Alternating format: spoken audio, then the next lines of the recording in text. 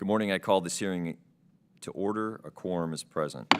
Without objection, the chair is authorized to declare a recess at any time.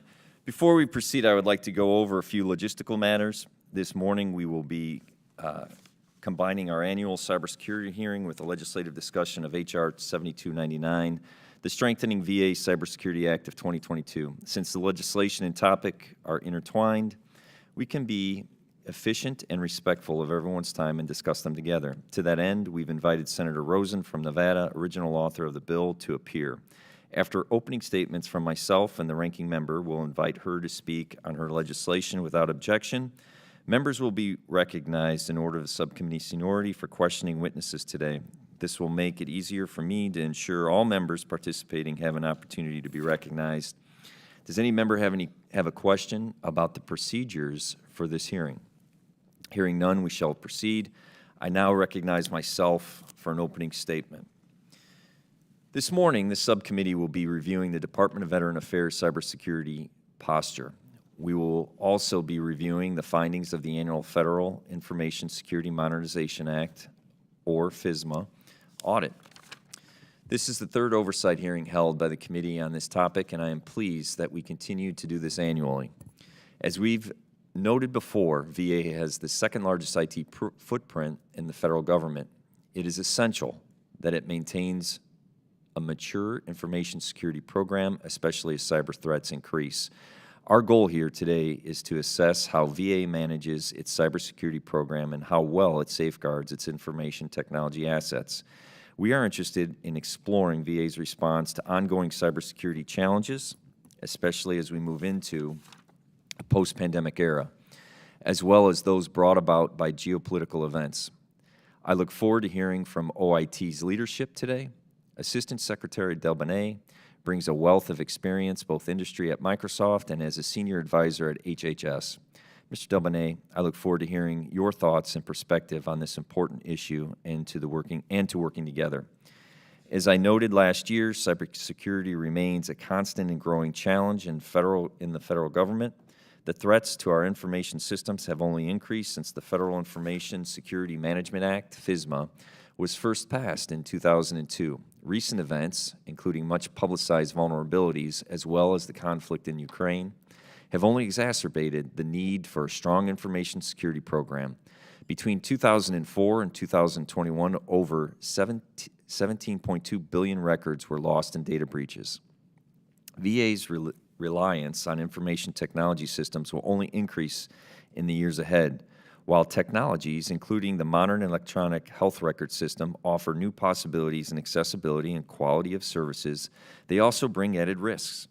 As our dependence on electronic and information systems to support healthcare, public services, education, e-commerce, and the day-to-day government functions increases, including making permanent the pandemic's shift online, government cybersecurity must also increase.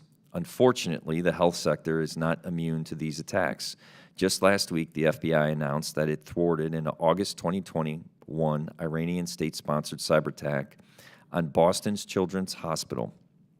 In February, the Cybersecurity Infrastructure Security Agency, CISA, released a bulletin warning organizations to keep shields up to defend against cyber threats, particularly given the escalating war between Russia and Ukraine. VA prides itself as being the nation's largest integrated healthcare provider. The subcommittee has continued to push VA to be at the forefront of the risk management and a leader in healthcare cybersecurity.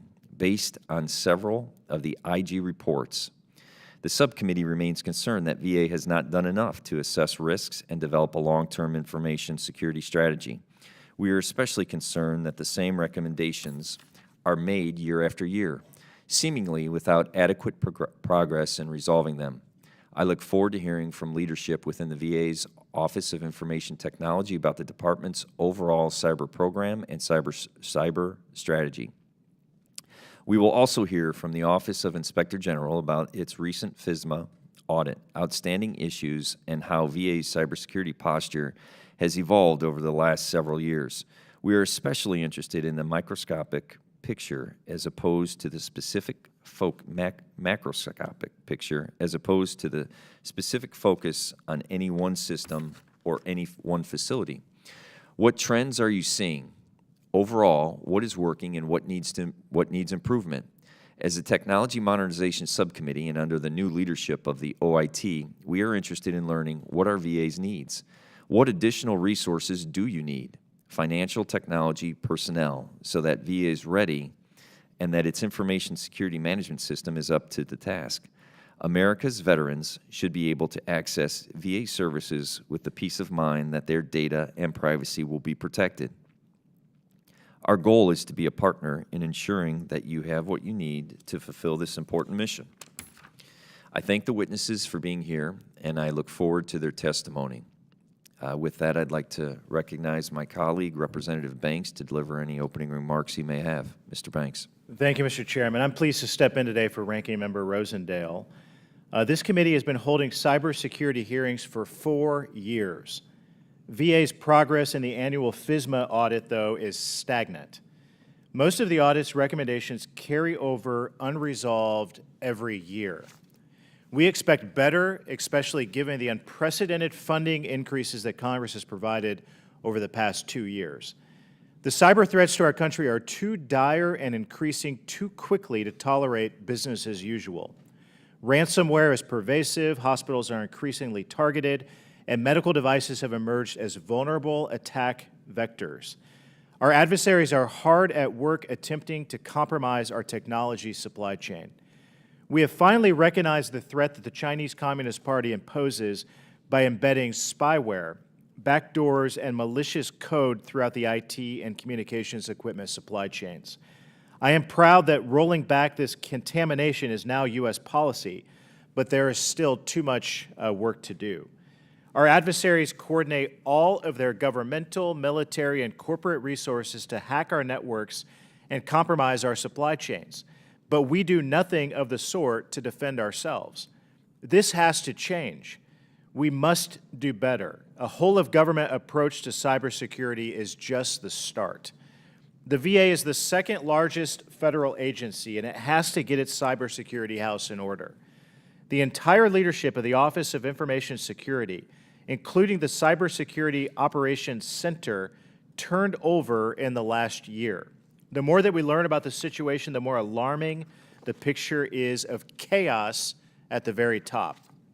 On February 23 of this year, the VA Office of Accountability and Whistleblower Protection released a report finding that former Chief Information Security Officer Paul Cunningham retaliated against former Executive Director of Information Security Operations Joseph Stanaka for making protected whistleblower disclosures in 2 instances. That report came out exactly 1 day after Mr. Cunningham retired. By that time, the other top executive in the Office of Information Security and the Director of Cybersecurity Operations Center had both already quit under duress. Allegations of gross waste of funds and violating acquisition regulations began in March of 2020, and they spiraled into recriminations and internal feuding for nearly 2 years. This turmoil was going on throughout the SolarWinds hack, and I can imagine how much better VA could have performed with unified leadership. Hundreds of VA cybersecurity professionals work diligently every day to protect veterans' data, but their leaders clearly failed them. This can never be allowed to happen again. The VA needs qualified, professional cybersecurity leaders who are focused on doing their jobs, not settling scores. With that, Mr. Chairman, I yield back. Thank you, Mr. Banks. It's now my pleasure to introduce Senator Rosen, who will speak about our bicameral legislation, the Strengthening VA Cybersecurity Act of 2022. Senator Rosen, thank you for joining us today. Well, thank you, Chairman Moran. Ranking Member Banks, thank you so much. Distinguished members of the Subcommittee on Technology Modernization, and I really appreciate the opportunity to come over here and talk about this bicameral legislation. Because a few months ago, the administration and our intelligence community warned that Russia is exploring options for cyber attacks targeting the United States. Last year, a Russia-linked cybercrime group held the largest fuel pipeline in the U.S. hostage. The year before that, we saw SolarWinds, the attack on the networks of multiple government agencies and private companies, which some experts call the greatest act of cyber espionage in history. Cyber attacks against the U.S., well, they're increasing in scope and severity. They target our government institutions, our private businesses, our schools, our hospitals, our critical infrastructure. And just last week, it was announced by the FBI that they prevented a cyber attack last summer aimed at disrupting the network at Boston Children's Hospital. The hackers behind this attempt were reportedly sponsored by the Iranian government. We cannot afford to look at cyber attacks simply as a hypothetical anymore. They are a certainty, a very real and recurring threat against our country, our safety, and our security. In light of these devastating attacks and ongoing threats, we must take proactive steps to enhance our nation's cybersecurity. As you all know, the Department of Veterans Affairs is the largest integrated healthcare network in our country. However, the VA spends less as a percentage of its overall budget on cybersecurity than any other federal agency. The VA is vulnerable. It is a target of cyber criminals, and we are leaving the cyber front door unlocked. Our veterans' data is of great interest to our adversaries. It can be used for financial gain, other types of exploitation. We saw this during the VA data breach in 2020.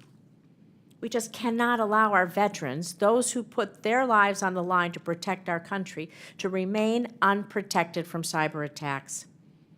Under current law, the Federal Information Security Modernization Act requires federal agencies to report the yearly status of their information security programs.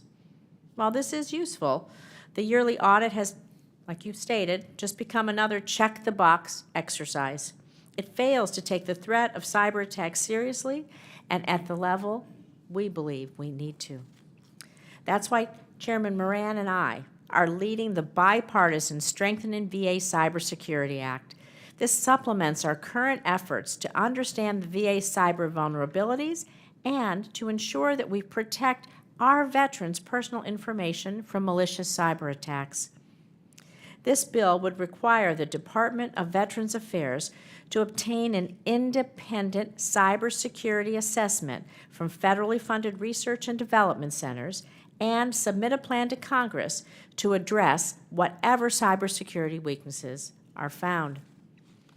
Our bill has been endorsed by AMVETS and the Paralyzed Veterans of America, and the support it continues to build.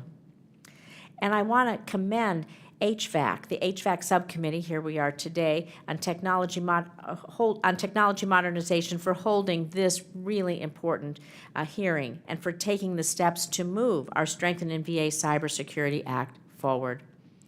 I also want to take a moment to thank Senator Marsha Blackburn and Representatives Susie Lee, Nancy Mace, and Andrew Garabino for joining the chairman and me in co-leading this critical bipartisan legislation. We cannot wait another moment to act, and I really look forward to working with my colleagues in the Senate, the members of this committee, and the department to fortify the cybersecurity of the VA and protect those who sacrifice so much for our nation. Thank you, Mr. Chairman. I yield back. Thank you, Senator Rosen. It's been a pleasure working with you in a bipartisan effort to actually move this legislation forward, and I look forward to doing it together. So thank you very much for your testimony. I don't have any questions for the Senator. Mr. Banks, do you have any questions for the Senator? Okay. With that, I thank you so very much, Senator Rosen, for joining us, and I look forward to working together. I will now introduce the witnesses we have before the subcommittee today. We'll let things transition.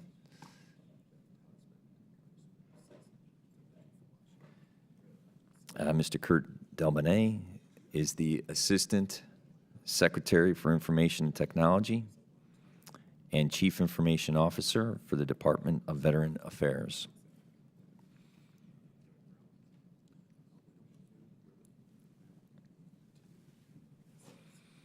We'll let the transition move along. I apologize.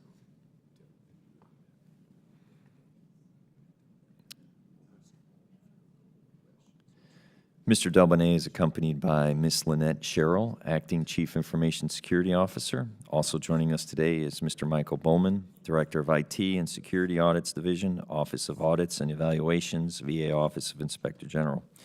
We will now hear the prepared statements from our panel members. Thank you very much.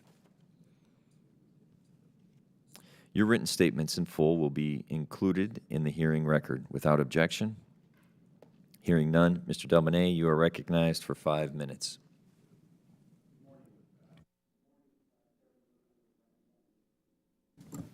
There you go. Good morning, Chairman Mervin, Ranking Member Rosendale, and distinguished members of the subcommittee. Thank you for the opportunity to testify today and to discuss VA's cybersecurity program. I'm accompanied today by Acting Chief Information Security Officer Lynette Sherrill. I want to begin by thanking Congress, and specifically the subcommittee, for your continued interest and shared commitment to the success of VA's cybersecurity program. Since my arrival, we've redoubled our investment around cybersecurity. The department leverages sound cybersecurity practices to protect confidentiality, integrity, and availability of information and information systems now and in the future. These practices include physical, technical, and administrative controls designed to protect equipment, manage access, and enable cybersecurity professionals to monitor, detect, and respond to cyber threats. These protections constitute a strong defense in-depth strategy comparable to those deployed in the commercial sector. VA and Congress have the same goal when it comes to protecting veterans' data. However, we believe that H.R. 7299, the Strengthening VA Cybersecurity Act, is unnecessary because VA already conducts a very broad and deep set of cybersecurity audits and evaluations using independent contractors that are equal to or beyond the requirements of the legislation. VA's Office of the Inspector General has 2 enterprise-wide annual audits that already support the requirements of this bill: the Federal Information Security Modernization Act, or FISMA, and the Federal Managers Financial Integrity Act, FMFIA. Under FISMA, VA uses independent auditors to ensure the effectiveness of information security controls over information resources that support federal operations and assets.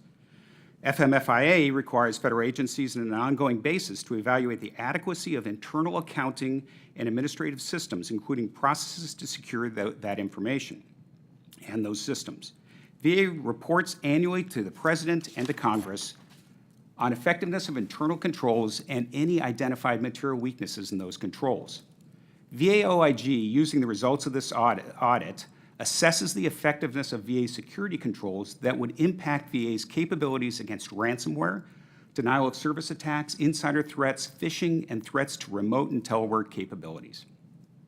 Furthermore, OIG has added 20 IT security inspections across VA's data centers and facilities, which address the focused areas named in the legislation. All told, VA supports approximately 60 programs and content-specific audits each year under the direction of the OIG or the Controller General.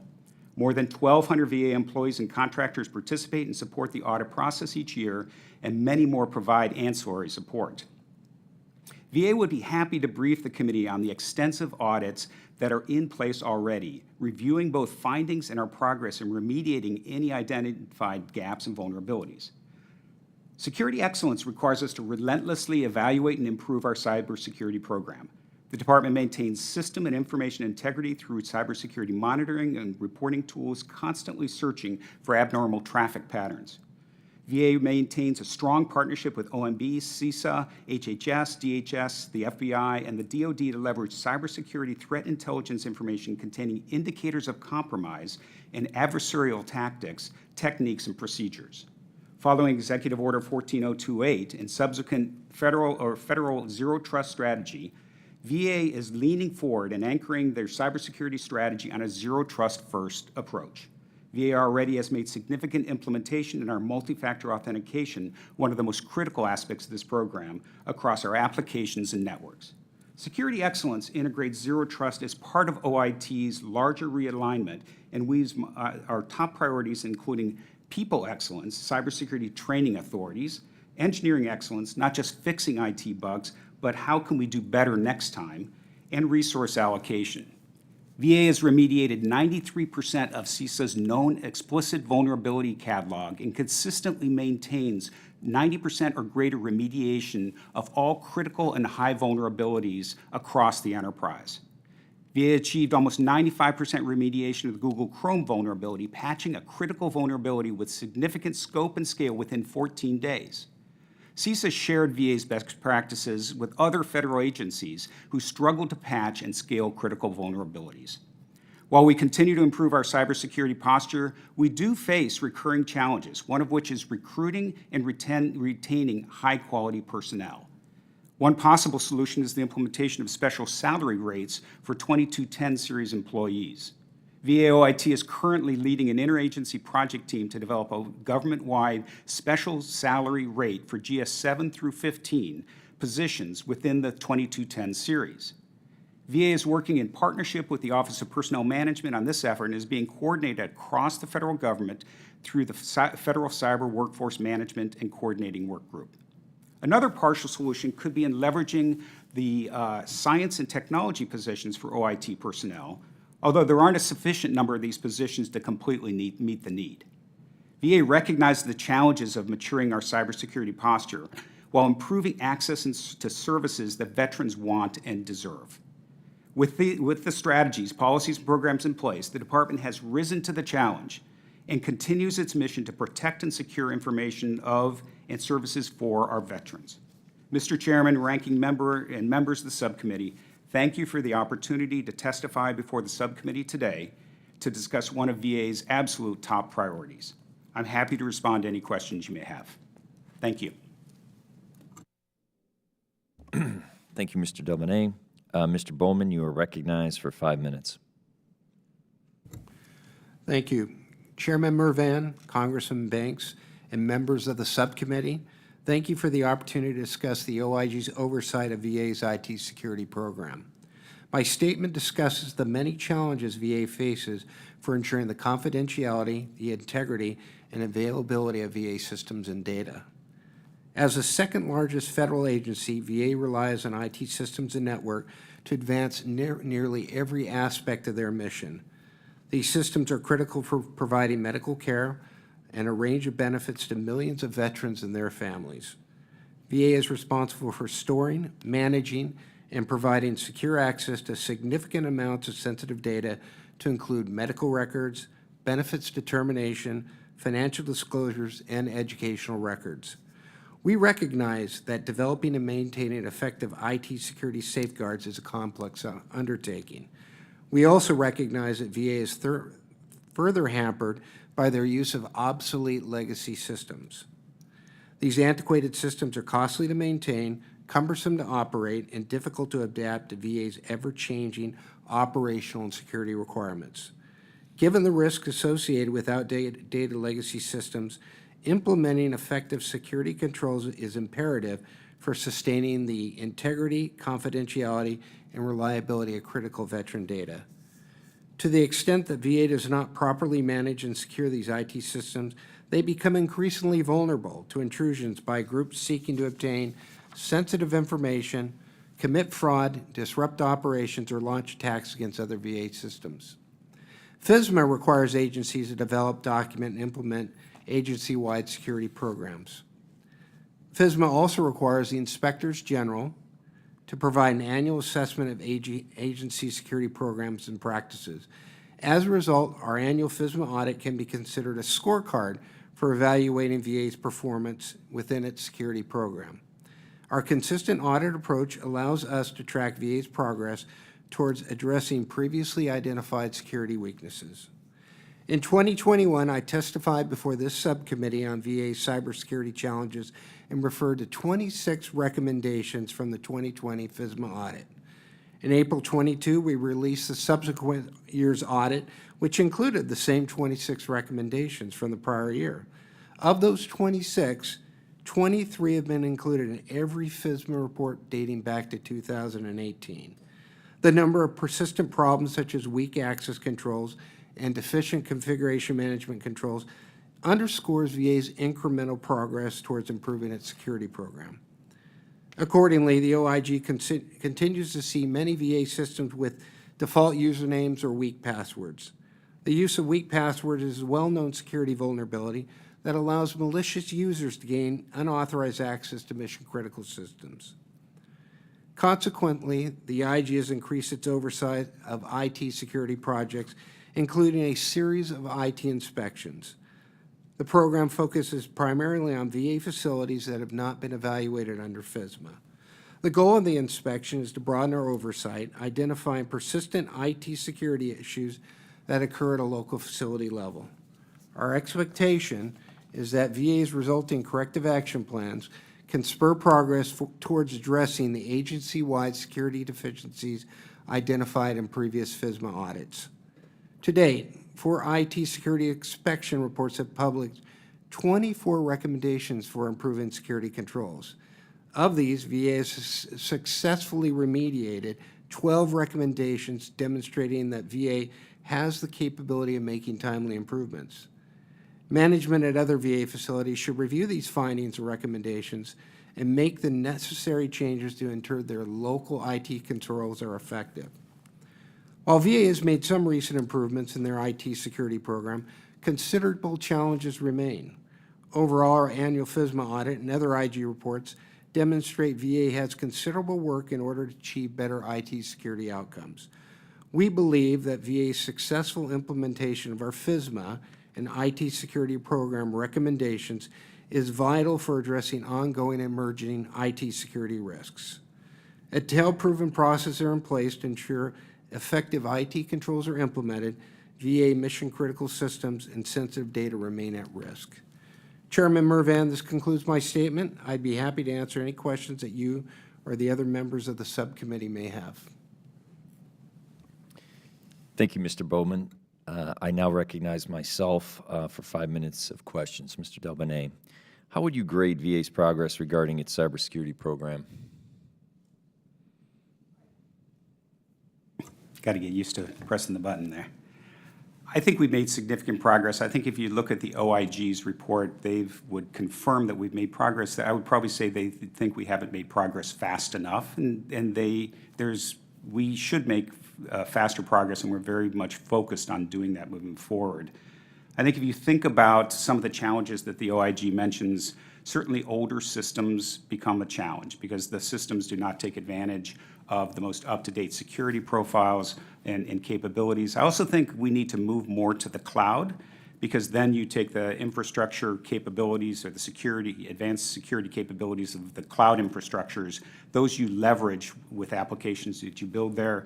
And the slower we move in the pace of the clouds, the slower that happens, that occurs as well.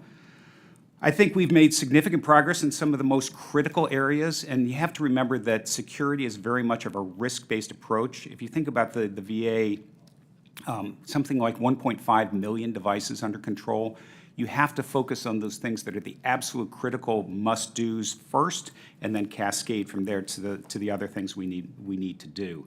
I think our improvement in terms of multi-factor authentication is absolutely critical. We're above 90%, I think above 93, 94% there, which I think is an absolutely critical part of zero trust enablement. I think if you look across the government, that's an outstanding accomplishment. Another critical piece of accomplishment we've made is reducing the number of service accounts, which are accounts that don't have a user associated with them for administration back and forth between service. We have made a dramatic reduction there. There's still more work that we have to do. I think the complexity that we have drives some of that work. I think we also, if you think about it, and one of the things the OIG mentioned is routers with simple passwords or default users. In an environment where there are 1.5 million devices, we have to require advanced security across all of the folks in the VA in order to accomplish deep security. What I've found since I've joined the VA is we need to do a better job in terms of the manual processes we do to remediate vulnerabilities. I think we've had this view of the long term where there's automation across everything we do in order to secure the VA. And it turns out that because of the complexity we have, that's absolutely critical. But in the near term, especially with the issues that FISMA, that the OIG has identified, we can use old-fashioned shoe leather to really just get involved in the particular systems and find out, for instance, in access controls, do we have the absolute minimum number of people accessing the systems, which is another aspect of zero trust, least privileged access, and really just drive relentless progress on the very specific, very actionable things that the OIG has identified, in addition to what we're doing around our zero trust architecture. And there we're working together to say, there are these principles around zero trust, and they go to these very specific things that we need to act on. And so we're really driving a scorecard that's very targeted in that area, as well as being hyper-focused on the FISMA issues. At the same time, places where I see challenges, one of them is in resourcing in terms of what we can pay individuals in the security space. As you know, cybersecurity is an incredibly hot area in industry, and we compete every day with people that can earn higher salaries outside of the federal government. That's why in my opening comments I made reference to the need to figure out pay scales that bring our pay up to a level that's commensurate with what competitive offerings look like. Another place that we think you can really move the ball forward is around on-call pay. This is a time when somebody is actually being asked to sacrifice their personal times and be on call. And we had that when the OIT members were part of VHA. It's something that we lost when we moved them to Consolidated, which is a very good move overall.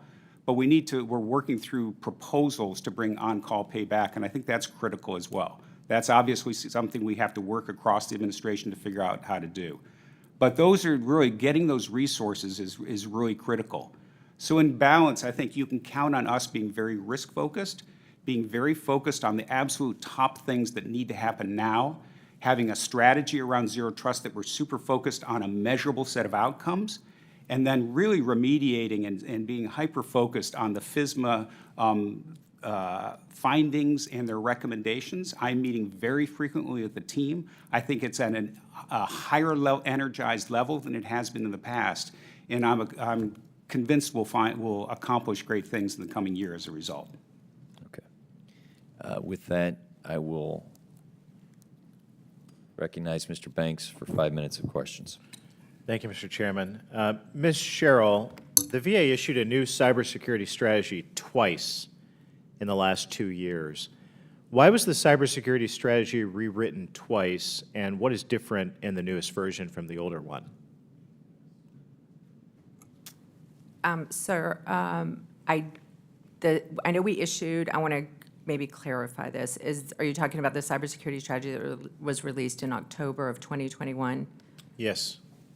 And right now, what we're doing, as the second one, are you talking about the one that we're currently in draft? Is that, so I was just wondering about which two you were talking about, but nonetheless, the one that was written in October of 2021 Are there more than two? by the previous CISO. Well, you mentioned two, sir, so I was wondering which two to clarify for you. Okay. Well, are you suggesting that there are more than two? No, I'm not suggesting that. I Okay. was just wondering the timing. Got it. So with that, currently, there's October of 2021 cybersecurity strategy that was released, and currently both the CIO and I are working on a deeper dive into a cyber strategy. The cybersecurity strategy written in October of 2021 was a very high-level strategy, and what we're seeking to do with the zero trust first strategy is bring that down a level into plain language and tie it to specific initiatives, budgets, outcomes, and metrics that we can measure and bring back to you and brief you guys on a regular basis as to how we're doing against that strategy. Who specifically wrote the first one, and who specifically is writing the second one? The one that was released in October of 2021, I believe, was written by the previous CISO, Mr. Cunningham. Okay, and then you are, Myself and Mr. Del Bene are writing the current zero trust first strategy. okay. The OIG's audit counted 25,821 plans of action and milestones underway to remediate various cybersecurity deficiencies. How many man-hours are required to close out all 25,821? Sir, I do not have that answer, but I can take that for the record and bring it back to you. Can that be done within a year? I would need to do the. What do you think? I mean, you're in charge. Does it take a year? Does it take 5 years? Take 10 years? I mean, It depends on the Can it be done within a year, I would hope? It depends on the complexity of the POAM. Some of the POAMs, they could be for any range of things. It could be for funding. It could be for instance, just to give you an example, we know that there are service accounts embedded within our Vista system that they will maintain a POAM until we completely migrate to the new EHRM. So those POAMs are written and reviewed and consistently updated, but those will not go away. So there are. Can you get POAMs back with us with a time frame of how long it would take to complete all 25,821? Yes, sir, absolutely. For the record. Mr. Bowman, one of the statements in your audit is particularly concerning. Quote, "The VA has not implemented effective controls to remediate security weaknesses associated with outdated third-party applications or operating system software in a timely manner," end quote. That describes the cause of many of the major cyber attacks in this country. Have you communicated each of these security weaknesses to the VA, and are you tracking their progress to correct each one of them? So based on our site visits, we have an exit conference where we communicate our findings to facility leadership, whether it be at a local or national level.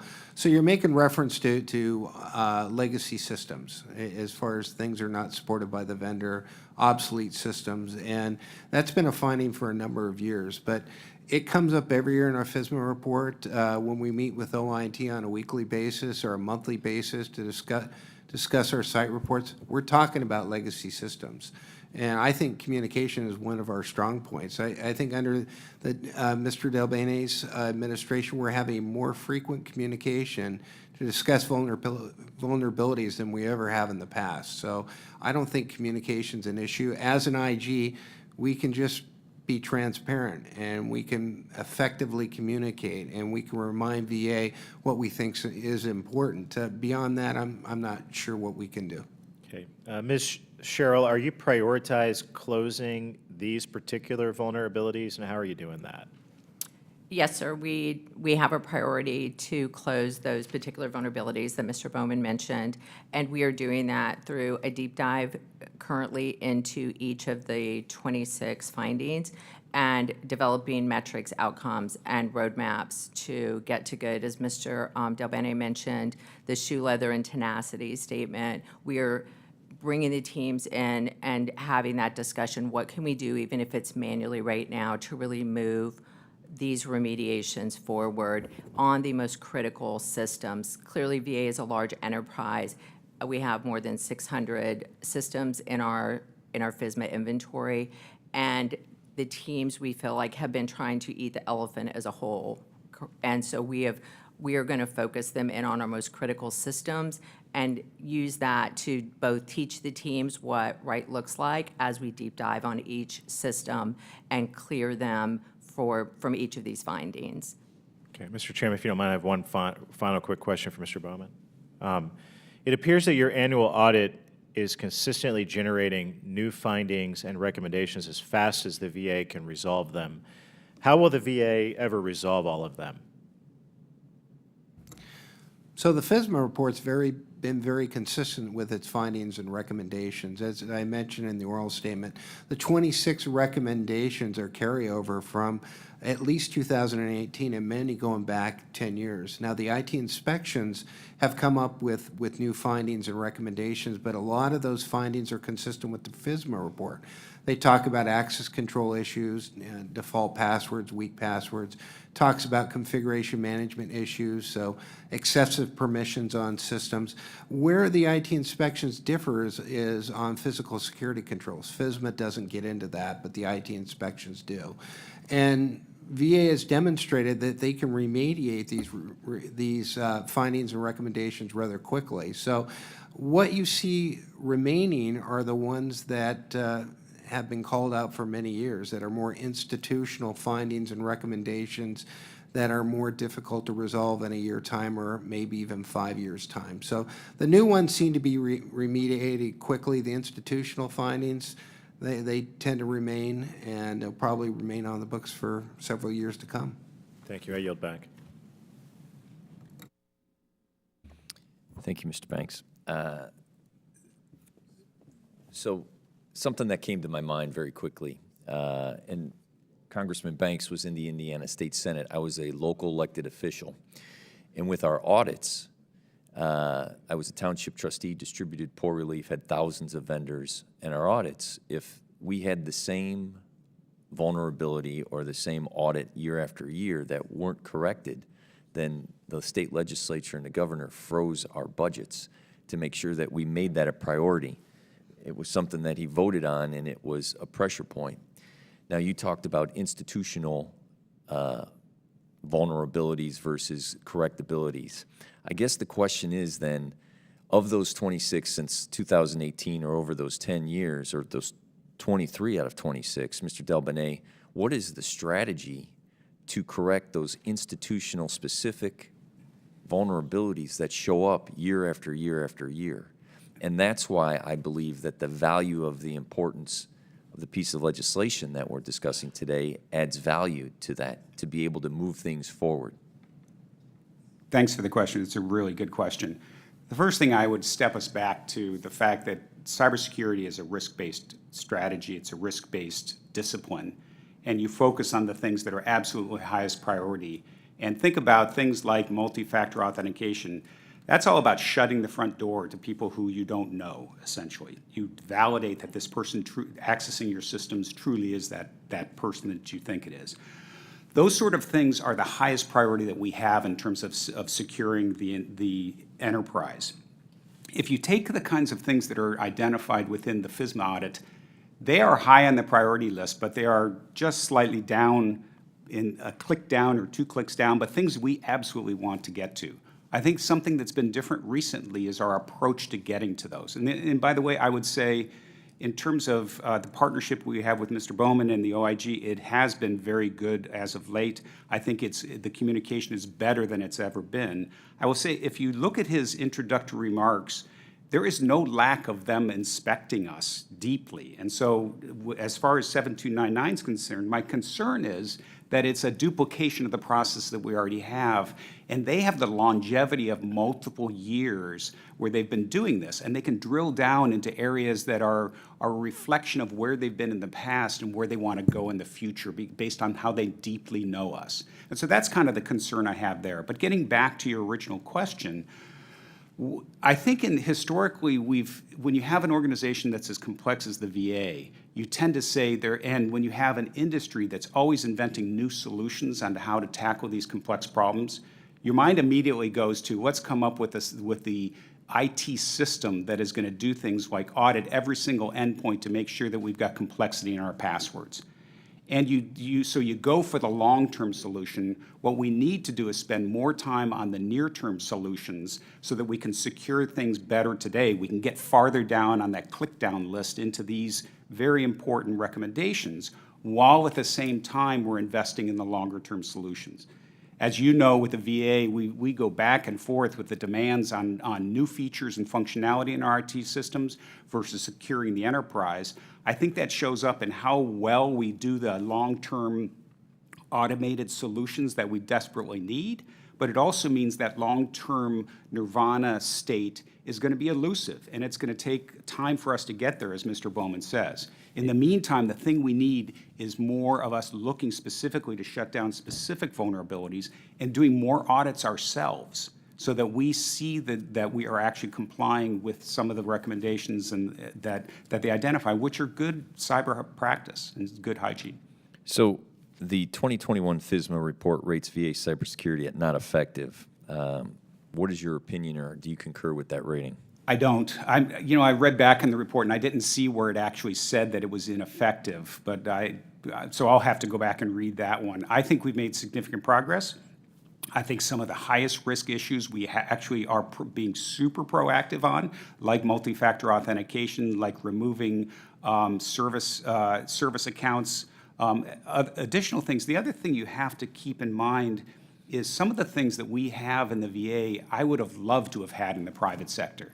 So for instance, the trusted internet connection that all the federal government shares, the fact that we have a lockdown desktop, the average person cannot actually install software on their PC. We would have loved to have that in the tech industry. It's a place where there's conflict between developers wanting to use the tools that they know and love versus the security posture that a CISO would like to have for that organization. So I think overall, I would absolutely not call it a failure. I would say we have important work to do. And we acknowledge that, and I think the OIG identifies a bunch of that work. And if I could ask two more questions. You realigned the management of your system of cybersecurity. If you can kind of talk about how that is valuable, why you did it, and then well, I'll just do that one question for right now. Thanks for the question. I think there's two elements there.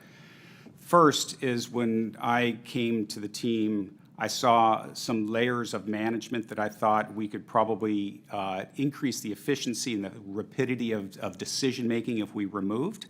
And so we removed 2 layers of management in the development teams and 1 layer of management of the overall administrative teams, so that we had a very flat organization, everybody reporting to the primary deputy. So you'll see it look very much like a commercial organization structure, and that aids decision-making. It gets everybody aligned. You don't go through telephone to get to the person that needs to make a decision that you have to get alignment on. The other thing that I think is absolutely critical is we've moved OIS to be less of a policy shop and more of a doer shop. And that's really, really critical. And I think Ms. Sherrill would probably confirm this. My perspective is security is all about identifying where you need to go and then pushing hard to get there. The policy is important, but only as the overarching, this is the overall strategy that we have, like Zero Trust. You got to get down into the details. And I think our change in posture and approach is very much detail-oriented now, and I think it's going to yield results. Thank you. Mr. Banks, I now recognize you for 5 minutes. Thank you, Mr. Chairman. Ms. Sherrill, please describe your involvement, if any, in the VA's purchase and exchange of the Splunk Enterprise Perpetual licenses beginning in March of 2020. So my involvement in that procurement was that I was the executive director of Enterprise Command Operations during that time, and we had met with Splunk at the beginning of COVID. Several of the vendors were brought in through our Office of Strategic Sourcing to give us ideas on how VA could ramp up very quickly in our response to COVID, specifically for VHA, and responding to the demand that we knew was coming on telehealth. And at the Enterprise Command Operations, I was in the process of building out the Enterprise Command Center, which is a 24/7 monitoring of our network and infrastructure for availability and operations. And in doing that, we needed to review log files. This is getting very detailed, so apologize, but if I need to back that off. So anyway, we needed to build that out, and the current on-premise infrastructure for Splunk was inadequate to respond to the COVID response. It did not have the ingestion capability from a hardware basis to bring in the log files we needed to bring what we called Care 2, which was the telehealth platform that we were standing up in response to COVID in the cloud. And so we needed to very quickly find a solution so we could ingest those log files into the command center. What the command center does is a 24/7 response to be able to look at anything happening in the environment from operations and availability, obviously ensuring that that connection between that patient and that doctor is solid and a good connection throughout that interaction. That patient interaction was the critical need there. So anyway, along that line, we began discussions during that initial vendor management engagement with Splunk, and they recommended during that time that we could look at, we had a license structure that we were not using. We had 55 gigabytes that was OIS, and the license were not being used. And they recommended maybe you trade in some of those licenses and help get to the cloud structure timely. And so we handed that over to the PM, who was my PM in the Enterprise Command Center. And I said, work with the OIS team and our support units and find out if this is a doable solution for us, and work with our contracting officers. So the teams all work together, and we were able to provide that Splunk Cloud capability and ITSI capability in response to COVID and increase the telehealth platform response by 1,600% by doing that. Thank you. In hindsight, do you believe the VA purchased too many Splunk Perpetual licenses or the wrong type of licenses? I think at the time, I don't have a ton of history on that. What I know from the discussions during that time period is I think at the time, I think at the time they may have, I don't know what they do, why they purchased the 55 gigabytes initially. I don't know what that was. I don't know that Splunk had a cloud offering during that time period, but so I can't even speak to why they purchased that. Clearly, when we at the command center chose to try to go use it, the hardware wasn't there to support the ingestion at that rate of the 55 gigabytes. So do you believe the purchase of the Splunk Perpetual licenses or their subsequent exchange for credit constituted gross waste? No, I don't. Okay. Can you describe your duties in your previous position as Executive Director of Enterprise Command Operations at the Austin Information Technology Center?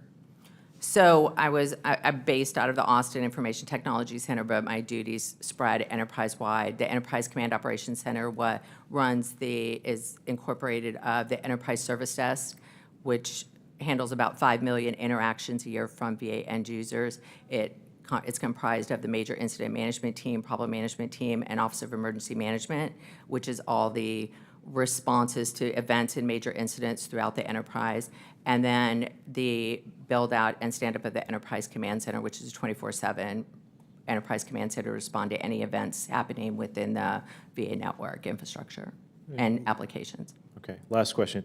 Can you describe what Mr. Cunningham's strategic priorities were as the Chief Information Security Officer and explain your strategic priorities as acting Chief Information Security Officer?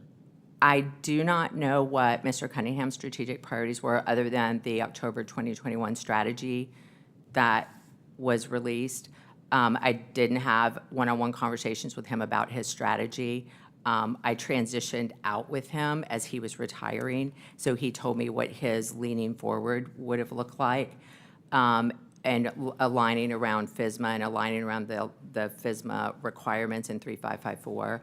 And my strategies going forward are very much, I have a passion for operationalizing security within the environment, and it aligns well with Mr. Del Bene's passion for really seeing security take an enterprise-wide approach and be very involved in the day-to-day operations of the environment and the enterprise. And the Zero Trust First strategy aligns very well with that, and that we get down to the individual users and microsegmentation of our enterprise so that we can really understand what's happening on a day-to-day basis. I'm not a proponent of security being a compliance-only organization. I think we need to be in the conversation and in operations and really involved in the day-to-day of what we're doing. Thank you. I yield back. You're welcome. Thank you, Mr. Banks. At this time, I'd like to recognize Chairman Takano for 5 minutes. Thank you, Chairman Van. Mr. DeBene, good to see you. I know we've discussed this before, but can you highlight the issues that you're having with attracting and retaining IT talent at VA? Well, good to see you again as well. And thanks for the question. It is a really critical one for us. You have to go back to this being an incredibly hot market for cybersecurity talent. The other thing is the complexity of this field is always expanding. You know, I think about the medical profession, which we deal with in the VHA so much, and I think about the complexity in the cyberspace. And there's parallels there in terms of the depth of knowledge that you need to be on the forefront of understanding, you know, the kinds of risks. The risks are always pivoting, always changing. And so you need talent that's up to that challenge. And some of that's academic background and making sure that they have great degrees. Part of it is just, you know, learning the craft very deeply, which makes you very appealing to the industry at large. The situation we're in then is really twofold. One, we just need to amp up the number of people that we have working in the space inside the VA. There was discussion before about our level of staffing relative to other places in the federal government. I'd agree. There's a need for us to increase staffing. We were able to do some of that with the increase in budgets in fiscal year 22. In the budget we proposed for 23, we have more, but I think we need to do more investment, and we need to do it in targeted areas. It can't be that we just say, oh, let's raise all of our investment. We need to have a theory, we need to have a strategy, and we need to allocate resources against that strategy. Now then, the third part of that is all about what we pay people.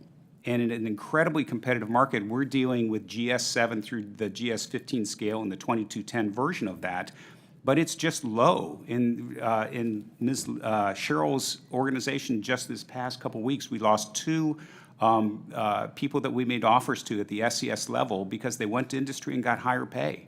And it's not small increases in pay, it's actually substantial differences between what we're able to pay and what industry will pay people right now.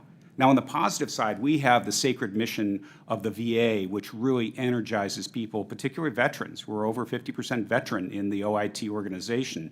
And so that jazzes people up and gets them, this is, as I said, a sacred mission and they get passionate about. But we have to augment that with pay that's much more commensurate with where it is in the market. And so that's a place we could absolutely use your help. Thank you for that. What types of incentives can Congress provide you that would assist you with hiring and retaining talent? You just mentioned the pay. Can you give me an idea, just Sure. what a cybersecurity expert or a staffer can make? Do you hazard to say that in public?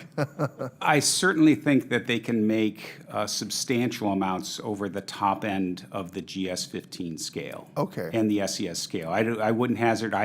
My information is anecdotal, and some of the offers that you would see would probably shock you. And it's a big concern that I have. The other thing, again, getting to your point, I think on-call pay, as we talked about already, is an opportunity. I think budgets around retention pay is another opportunity, something that is actually done a great deal in the commercial space.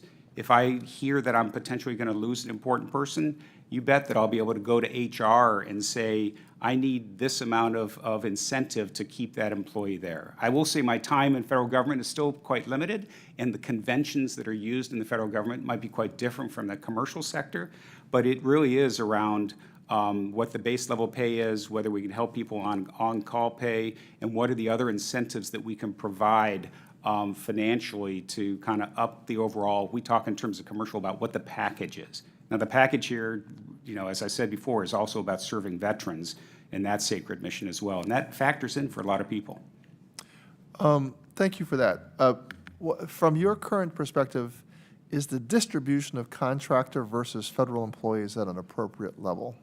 Oh, that's a great question, and it's actually a place where my view has probably changed since coming into the administration. One comes from the commercial sector and says we should just, it's roughly 85% to 15% contractor to full-time, and it's a natural conclusion to raise that we should change that.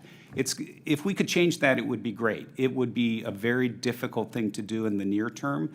In the near term, I think there are 2 things we need to do. One, we do not have enough product managers over those contracting teams to get deeper into the technology and set direction, as opposed to, if you've got one person managing 6 contracts or 6 projects, what they're going to do with most of their day is fight fires. We need people that can step back and actually help drive the project in the right direction. The second thing is we need a better process for how we work with contractors such that there's a deep integration between the direction they want to take things and our understanding of what the VA needs and the most important priorities. And that give and take, I think we have the potential to codify that into best practices more than we've done in the past. So you're saying 85-15 in commercial in the private sector is kind of the norm. Oh, no, it's 85-15 in the VA today. In the roughly. VA today. Yeah. Okay, and then the private sector. The private sector is very different. At Microsoft, our view was that anything that was a critical system that was directly tiable to the mission of the organization, you're better off doing internally versus using contractors. You need to have your employees. Right. I need one more question, Mr. Chairman, if I could. Ms. Cheryl, I noticed that your title is acting Chief Information Security Officer. With any position, I'm concerned about the lack of a permanent official, sometimes hampering long-term planning and execution.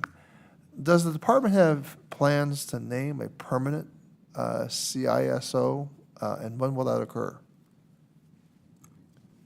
Sir, thank you for the question. I'm not even sure I'm the best person to answer that. I think Mr. Delbany is probably a better person.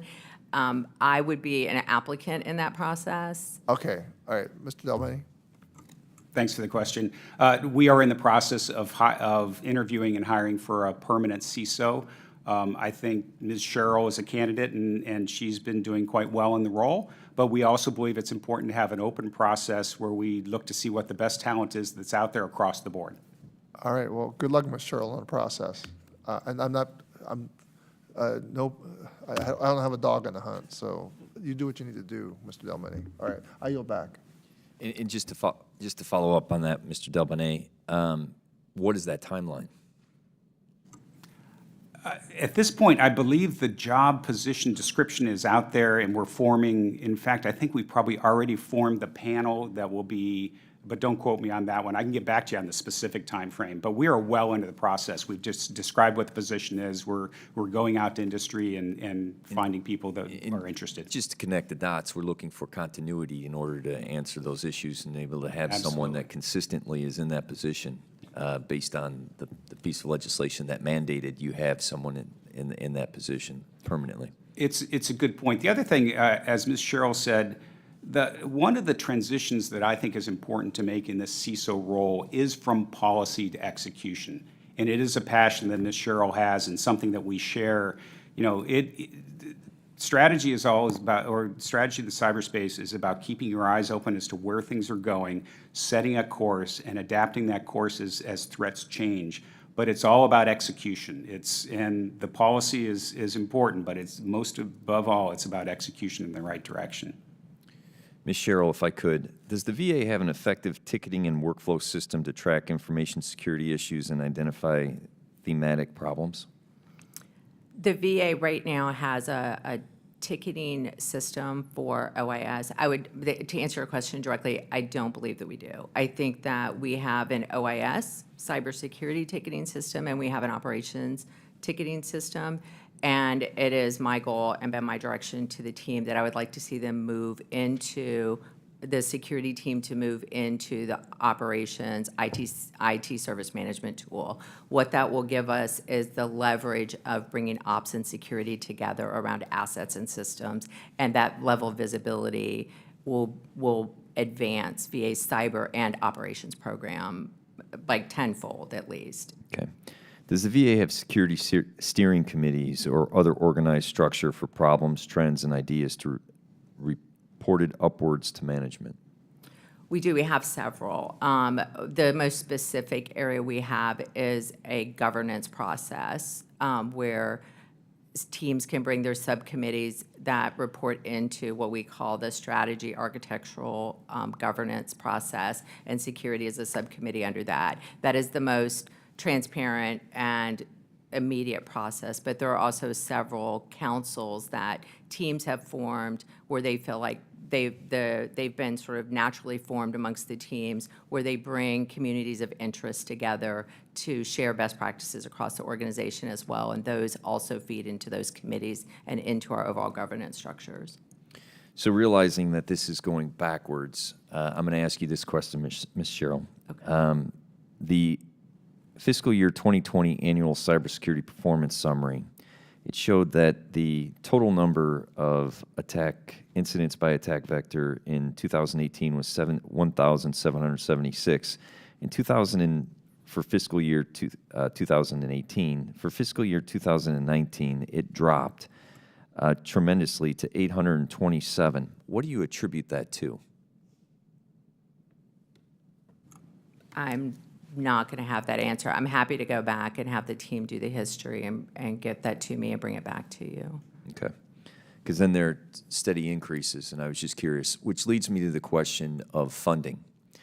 The funding that we've talked about as the second largest federal agency, there's always consistently been small amount of resources allocated to cybersecurity. Can you share with me why you think that is, Mr. Delbene? I probably don't know the history well enough as to why the decisions were made. I will say that it's absolutely critical that we fund OIS and our security posture appropriately. I think there are additions in the fiscal year 23 budget that help us to do that.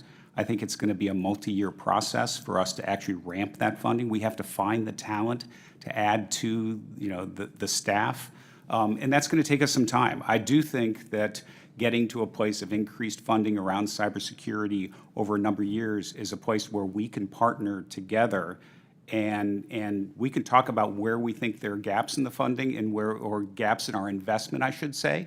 I think we feel pretty good about the increases that are in the 23 budget. If I had a concern, it's whether that actually gets sustained over a period of time.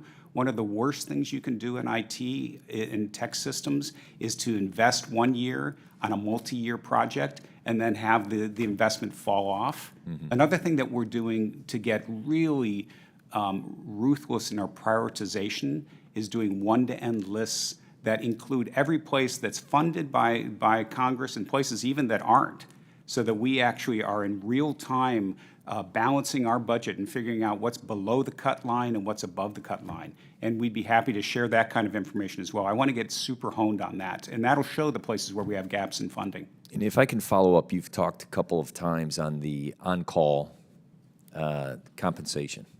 Is that the term that you used, on-call? Or On-call, that's correct. Okay, so on-call. Obviously, cybersecurity would be 24 hours a day, 365 days a year. What is preventing you currently from providing on-call pay?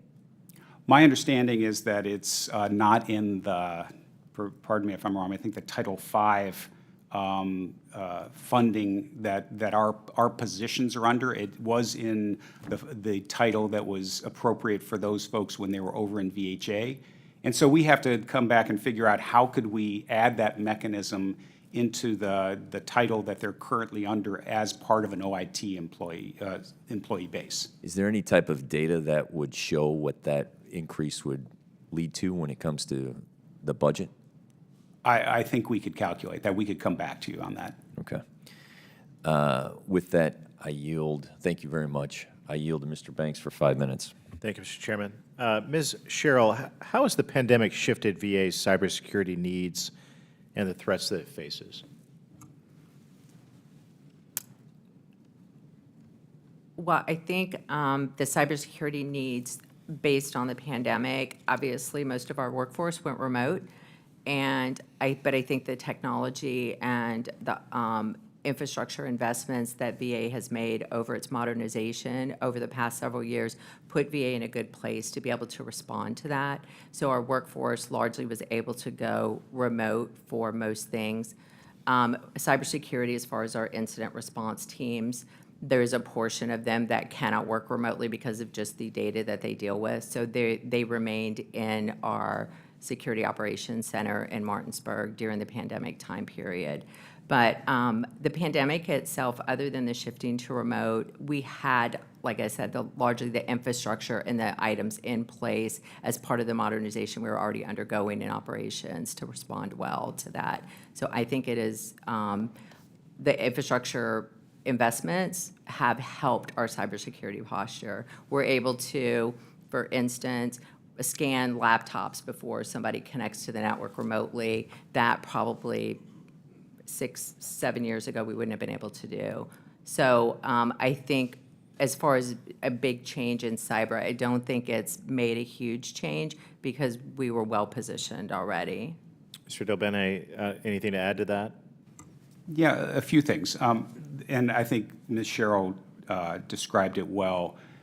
In all of industry, it basically shifts your PC install base to be one that's operating within your network to one that's operating in the internet. And so it puts a very high premium on things like multi-factor authentication and validating that device, as Ms. Sherrill said, the devices that connect to your network are healthy, that they're running antivirus at all times. The industry is moving to a point where having more web or internet-connected services versus on-premises is, as I said earlier, a better security posture to be in. But it also means in the absence of that, we have a lot of machines that they do what's called tunneling back into our network. And that becomes a point where we can capture whether that device is healthy or not. But it also requires more resources for us to actually do that assessment of the devices as well. The second thing I would call out is it has caused an explosion in telehealth visits for the VA overall. We went from 40,000 telehealth visits a month to 40,000 telehealth visits a day. And so there, it requires an increase in our investment in our telehealth platform and actually enhancing it more quickly as the kinds of telehealth appointments you can have get enhanced with like connected devices that do blood pressure medicine and glucose measurement, but also making sure we have good security posture on that structure as well. OIT received over $2 billion in the CARES Act in 2020 and 2021. Mr. Del Bene, how much of that money was directed to cybersecurity? I think I'd probably have to get back to you on that one to get you the actual numbers, but I'd be happy to do that. Please do, for the record. Mr. Bowman, did your auditors note cybersecurity improvements funded by the CARES Act? And if so, what impact did they observe? Our audit obviously looks at the security program overall every year in connection with FSMA. We did not focus on the funding of CARES Act and its impact on the cybersecurity program. As you can see from the 26 recommendations that carry over year to year, if there was any impact, it was minimal. Mr. Del Bene, you face a litany of cybersecurity challenges. But all of the recent OIG reports indicate that VA still struggles with the basics, like weak passwords and failure to apply software patches. How and when are you going to resolve those basic problems? It's a great question.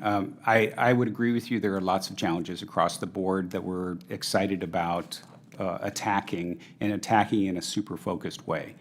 As I said earlier, I think there is the what do we do in the day-to-day to actually make tangible progress, and then what's the long-term roadmap in terms of securing those devices in a more automated fashion as well. So let's take, for example, the weak password on a router that sits in a pharmacy depot in a smaller town. There you have a couple of challenges. You have one, the person who's an IT person who may not be as educated in security practices or might just be new on the job. And so that person might put a weak password where we'd want a strong password. We need to up our game in terms of the required training that those people have, especially when they cycle off of a position. But then if you look at where the industry is going in terms of how you configure those devices, it's moving much more towards a software basis as opposed to you connect to that device and you then type in what you want your password to be. And we're moving along as well. We are moving to a world where our entire network configuration would be software configured and can be done in a more uniform fashion across the board. But that's an example of that microcosm of like, let's use the shoe leather now to get better day to day and have great technology people in each of these locations because we have to have great policy that's actually enforced and actually applied on a day-to-day basis, and then create an investment roadmap that gets to us to a more automated place in the future. Okay, my very last question. Mr. Bowman, you recently started conducting IT security inspections of individual facilities. What common problems are you seeing, particularly the basic ones that I was just describing? So the objective of the IT inspection program is to look at local facilities that are not evaluated under the annual FSMA audit. But we also want to focus on what we consider key controls that are driving the material weakness in connection to the financial statement audit. So we spent a lot of time looking at access controls. We spent a lot of time looking at configuration management, and we're using the same tools as the auditors who conduct the FISMA audit every year. So we continue to see consistent results, weak access controls, weak configuration management controls, but then we're also looking at the physical security controls as well. But because of the focus is to complement the FISMA audit, we're seeing consistent findings with the IT inspections as well. Thank you, Mr. Banks. At this time, I recognize Chairman Takano for 5 minutes. Yeah, thank you, Chairman Mervan.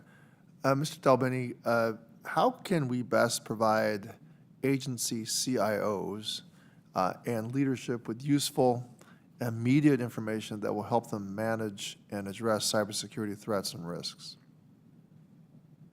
If I'm asked a clarifying question, do you mean how can Congress provide that?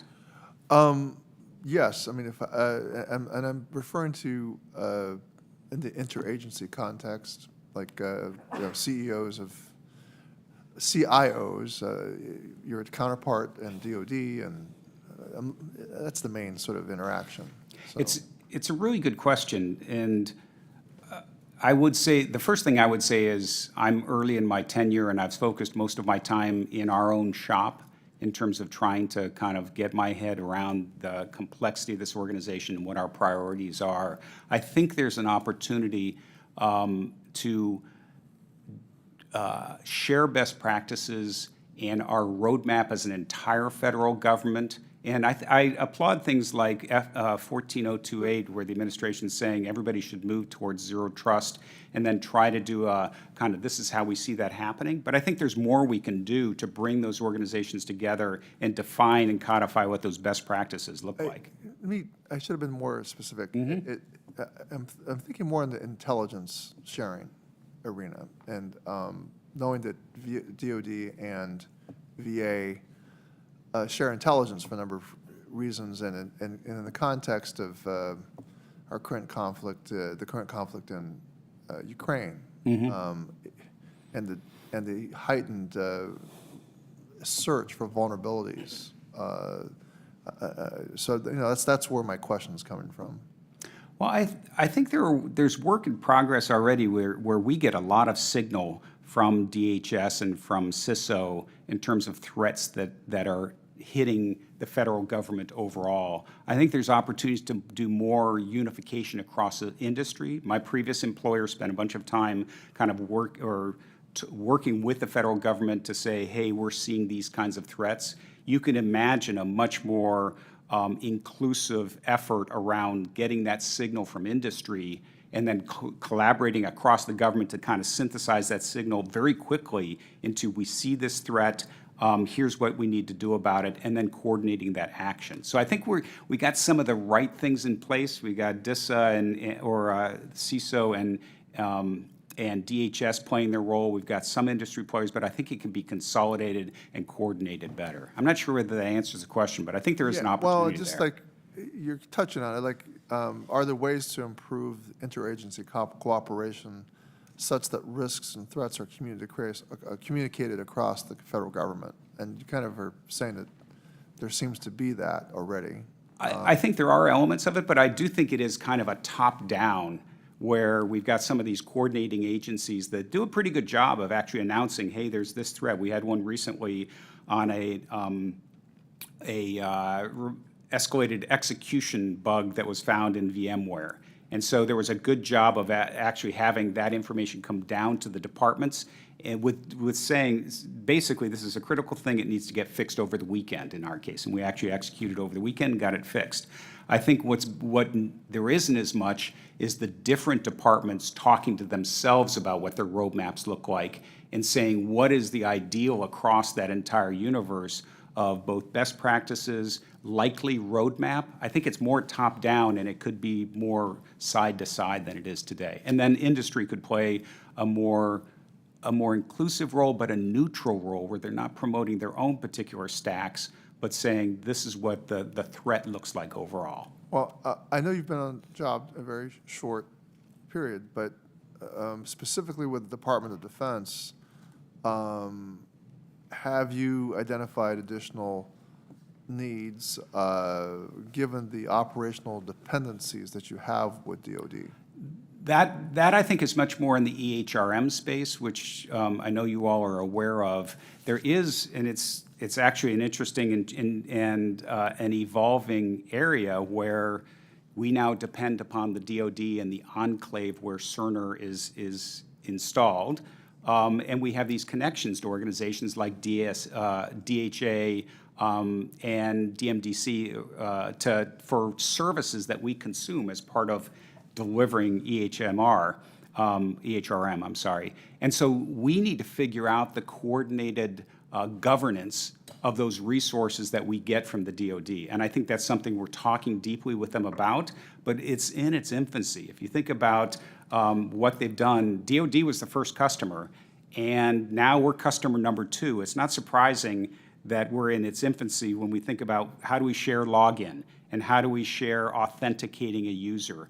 What are our security privileges when we go into the enclave from a VHA location? A huge amount of complexity that we're working with them to try to solve.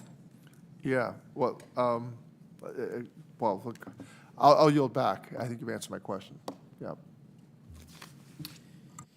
I now recognize myself for 5 minutes. Mr. Delmonte, one of the issues identified in the IG report was lack of visibility of the IT assets connected to VA's network, especially at the remote sites. We have repeatedly heard that the shadow IT is a significant problem at the VA.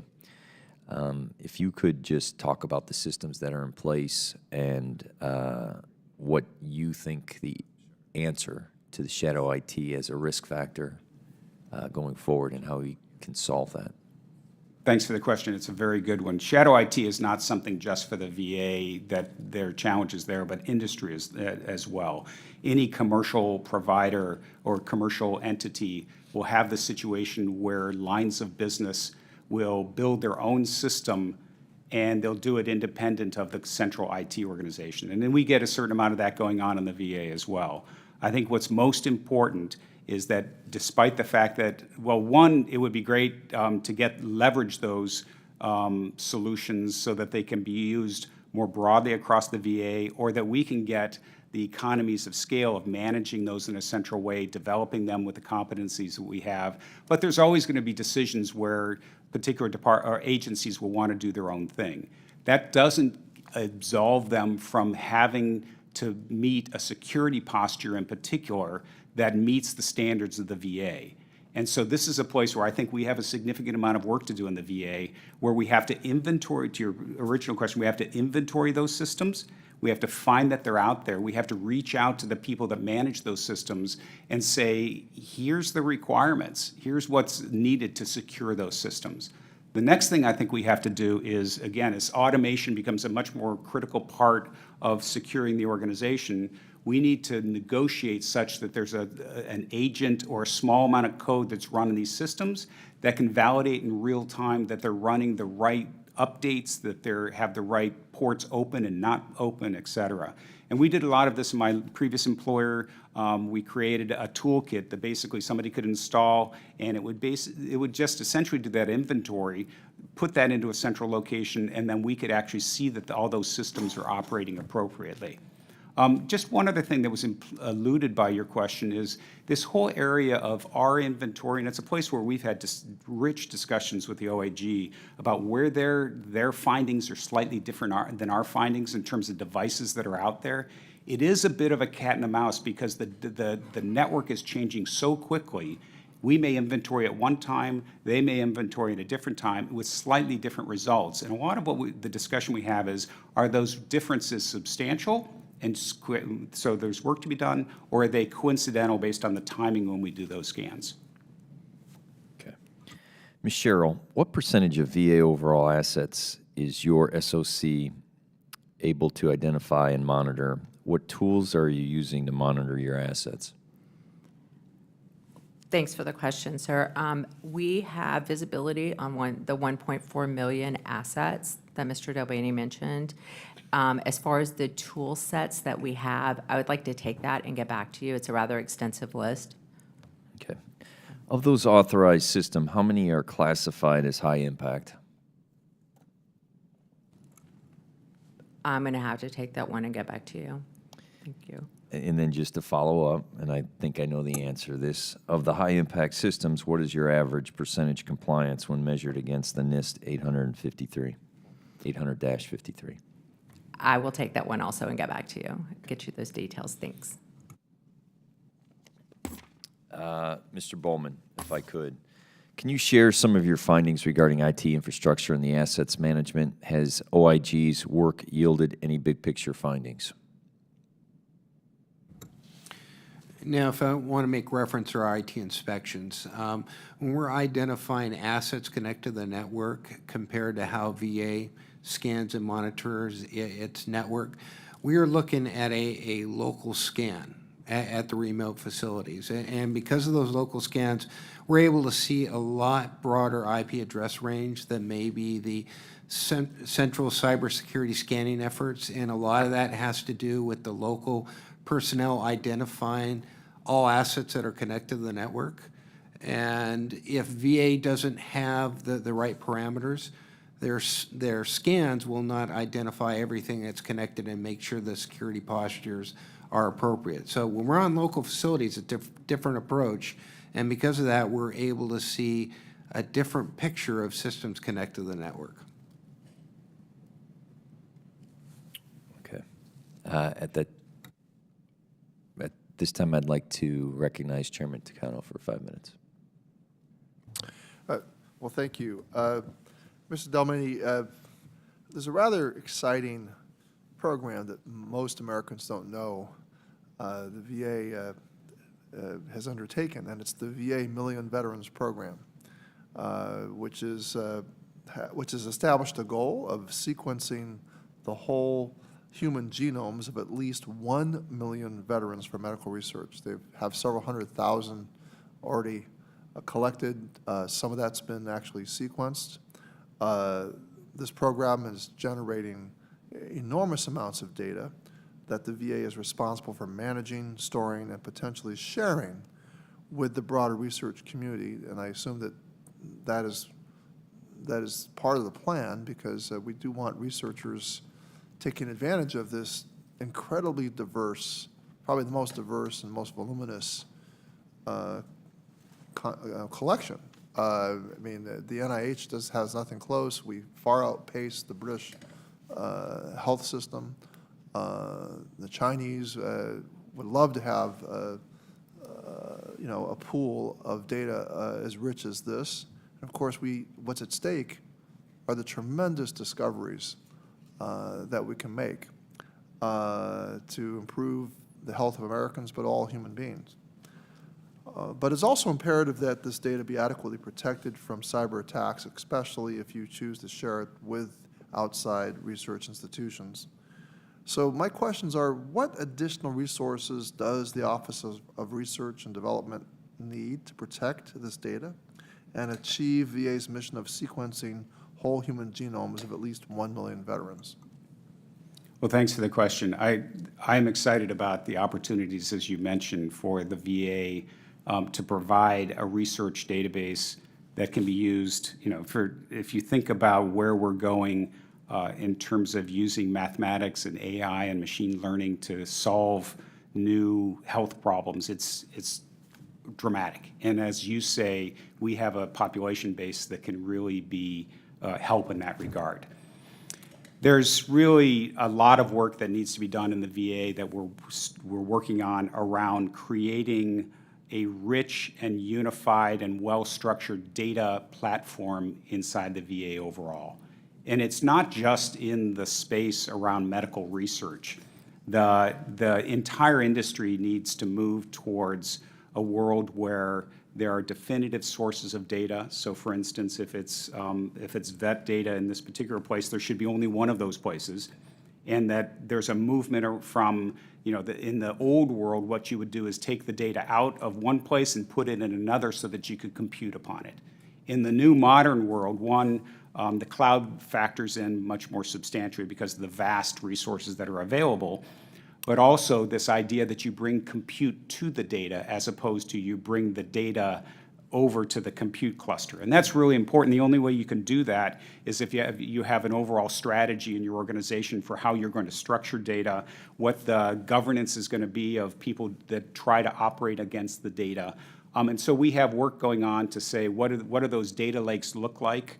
What do the data catalogs look like that say, this is where I go to find this particular piece of information, and here's how I act upon that piece of information. And with that, there's a master data management or a data governance that comes with that, so that you don't just get the ability to make copies of the data, which historically has happened a bunch, so that, as I said, you bring the compute to it. In the particular case of research, you also have to do, one, all the data needs to be encrypted, particularly encrypted at rest, but it also you have to do anonymization. And so you don't actually have people's personally identifiable information coming up to them when they do these kinds of calculations. And that's one critical thing. The other thing you really have to worry about is bias in the information. You know, with these very advanced algorithms, it's very easy to come up with a result that you think, wow, it has a good predictive capability, but you realize the prediction is biased towards one population or another in a way that actually is societally unacceptable. And so you have to look proactively at the algorithms and the approach that you take to make sure that you're not introducing biases into the data and the algorithms, because it also leads towards the care that you provide as a result as well. And so we need to think deeply about how we structure data. We need to bring that data together into clear structure across the organization, and then build those access controls and that governance on top. Well, so I'm interested in the really powerful innovation that this resource could make available. And so, again, my question, I mean, what do you need to be able to protect the data? You mentioned, you kind of defined the scope. I've spoken to the Secretary about this. I mean, he's very concerned about, and I don't know whether this is inhibiting our sequencing. I mean, I know that people who are doing this sequencing, I've seen a slowdown. I can't remember whether or not there's a nexus between that we haven't really fully grasped how we're going to protect all this data and the rate at which we're sequencing. You know, the DNA samples. So, what are the resources do you need? Is my question. I think I probably want to get back to you after I talk to the folks on the research side to understand if, I have not heard at this point that there's a particular gap in the funding level, but it could be. And I just need to get back to you in terms of that one. Well, given the importance of all veterans' information, whether it is demographic or health, improvements will still need to be made at VA to ensure that we're securing veterans' information appropriately. And this particular project, I think, you know, has the potential to enhance our country in a lot of ways, economically. I mean, just keeping us in the forefront and in the lead on, you know, sort of the discoveries that are going to be made in this space is going to, I think, really be important. So anyway, I yield back, Mr. Chairman. Thank you, Chairman Takano. Just one more round of questions for myself. What are the highest probability cybersecurity risk VA faces today, and what steps is the department taking to mitigate those risks? And then the follow-up question, from a cybersecurity point of view, who does VA consider its chief adversaries, and who is the most likely to attack VA systems? Ms. Sherrill? Thank you for the question, sir. I think can you repeat the first question? What are the highest probability cybersecurity risk VA faces today, and what steps is the department taking to mitigate those risks? Great. The highest probability risk that we have today is the same as the whole of federal government. And we are actively engaged with CISA and DHS, as well as our DoD partners, on monitoring for those risks across our enterprise. Obviously, anything internet-facing poses some of the higher risk stuff. As Mr. Delbany mentioned a couple of times, within our internal network, we have a multi-factor authentication on 93% of every single user that logs in. Obviously, as you guys have heard, phishing is a huge problem for healthcare networks in particular, and we've read all in the news about the exploits that have happened there. And within VA, we have a robust phishing program that we run out of OIS to help train our users on what phishing looks like. But in addition to that, we have that multiple defense in depth, all the way from the workstation where a phishing attempt would start with an end user clicking on something. None of our end users have administrative rights. All administrative rights are done with non-end user accounts, and they have multi-factor authentication when they're logging in. And then backing that out all the way through our network, there's just layer after layer of defense that we are using to proactively get ahead of this threat landscape in cybersecurity. The phishing awareness program is one that we're investing a lot of effort in right now and resources to really begin to train up the users. And we do fake phishing attacks against the users, and just in an awareness campaign to train them, and are increasing that training on their annual cybersecurity awareness training as well. So, and we're happy to always come back and brief you guys quarterly on everything we're doing in detail on our cyber program as well. We really would like to make that offer to all of you. Okay, thank you. I have no further questions. Mr. Banks, your closing statement? No, okay.